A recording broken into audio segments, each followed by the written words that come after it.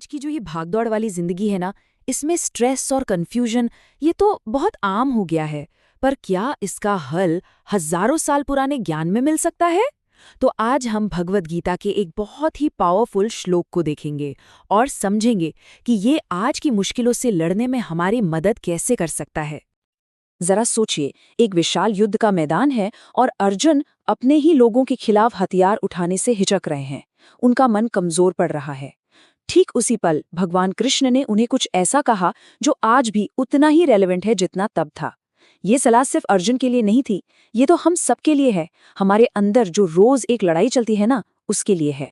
क्लैब्यम मस्मगम पार्थ नेतत्वयुपद्यते क्षुद्रम हृदय दौर्बल्यम त्यक्तोत्तिष्ठ परंतप। है ना? इस श्लोक की आवाज में ही एक ठहराव है, एक अलग ही गहराई है। तो ठीक है, श्लोक तो हमने सुन लिया, पर इन पुराने शब्दों का असल मतलब है क्या? चलिए अब इसके पीछे छिपे उस सीधे और सरल मैसेज को समझते हैं जो हमारी जिंदगी को एक नई दिशा दे सकता है। इस श्लोक का जो सार है ना, वो इस एक फ्रेज में छिपा है, हृदय दौर्बल्यम। अब इसका मतलब कोई फिजिकल वीकनेस नहीं है, दिल की कोई बीमारी नहीं है।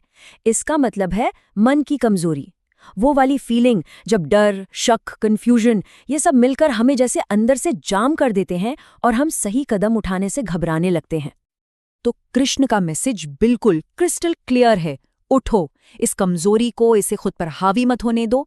ये एक तरह का कमांड है, एक वेकअप कॉल है कि भाई अपने अंदर की उलझन से बाहर निकलो और जो सही है वो करो। ठीक है, बात तो समझ आ गई, पर सवाल ये है कि ये हृदय दौर्बल्यम, ये मन की कमजोरी आज की दुनिया में दिखती कैसी है? चलिए इसे समझने के लिए एक बड़ी ही कॉमन आज के ज़माने की सिचुएशन देखते हैं, जहां चुप रहने का प्रेशर बहुत ज़्यादा होता है। कल्पना कीजिए, एक बहुत इंपॉर्टेंट ऑफिस मीटिंग चल रही है, एक प्रोजेक्ट फेल हो गया है और उसका सारा का सारा दोष एक ऐसे कलीग पर डाला जा रहा है जो बिल्कुल ईमानदार है और सबको पता है कि सच ये नहीं है।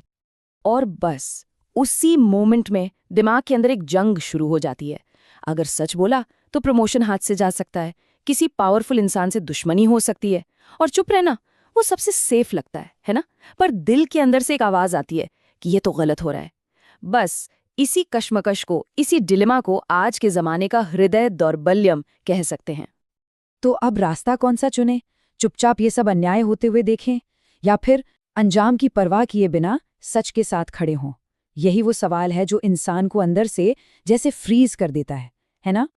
तो चलिए वापस गीता के उसी श्लोक पर आते हैं और देखते हैं कि वो हजारों साल पुराना ज्ञान इस मॉडर्न प्रॉब्लम से निकलने का रास्ता कैसे दिखाता है। तो देखिए, यहाँ पर दो रास्ते साफ नजर आते हैं। पहला है डर का रास्ता, यानी कमजोरी का।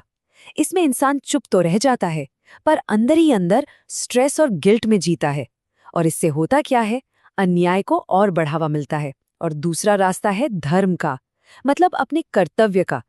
इसमें हिम्मत दिखाकर वो किया जाता है जो सही है। हो सकता है रिजल्ट हमारे पक्ष में ना हो, पर मन को एक शांति मिलती है। तो अब इस कहानी से थोड़ा आगे बढ़कर ये समझते हैं कि ये एक छोटी सी सीख किसी के लिए भी डर और प्रेशर को फेस करने का एक प्रैक्टिकल टूल कैसे बन सकती है। इसे अपनी जिंदगी में अप्लाई करने के लिए ना बस 3 सिंपल स्टेप्स हैं। पहला, अपने डर को एक्नॉलेज करना, ये मानना कि हाँ, ये वही हृदय दौर्बल्यम है। दूसरा, खुद से सवाल करना, इस सिचुएशन में सही काम क्या है, मेरा कर्तव्य क्या है। और फिर तीसरा, हिम्मत जुटाकर अपना वो कर्तव्य पूरा करना, रिजल्ट की चिंता किए बिना। तो सवाल उठता है कि ये सब करने से मिलेगा क्या? देखिए, जब हम रिजल्ट की चिंता छोड़कर सिर्फ अपने काम पर, अपने कर्तव्य पर फोकस करते हैं ना, तो सबसे पहले तो मेंटल प्रेशर कम हो जाता है। उन चीजों का डर निकल जाता है जो वैसे भी हमारे कंट्रोल में नहीं है, और नतीजा कुछ भी हो, मन में एक शांति रहती है। मुश्किल फैसले लेना सिंपल हो जाता है, और धीरे धीरे हमारी अंदर की ताकत, हमारी विल पावर बढ़ती जाती है। तो आखिर में इस पूरी बात को एक गहरी सलाह की तरह समझ सकते हैं, एक ऐसी याद दिलाने वाली बात कि जीवन की असली लड़ाई आखिर है कहाँ। ये बात हमेशा याद रखने वाली है कि सबसे बड़ी लड़ाइयाँ बाहर नहीं, हमारे अंदर होती हैं।